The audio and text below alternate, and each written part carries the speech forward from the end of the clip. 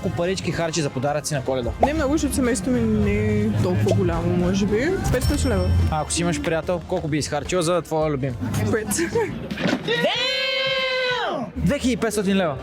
Примерно. Ти за кой купуваш подаръци на Коледа? За семейството най-вече. Сестра ми, баща ми, приятели. Общо 5-600 лева. Кой е най-скъпият подарък, който ти си получавал за Коледа? Сарон. Приблизително 9000. 9000 лева подарък за Коледа? Да. Това от баща ти? Да. Има ли значение подаръка дали е скъп?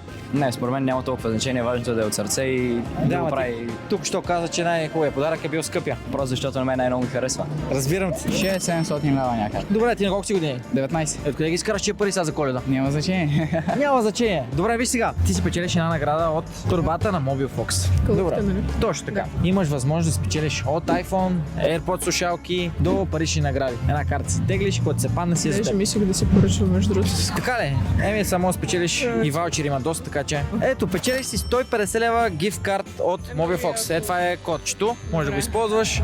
Като ако си купиш един кейс, получаваш един безплатен. Да видим какво ще се падне. И тук.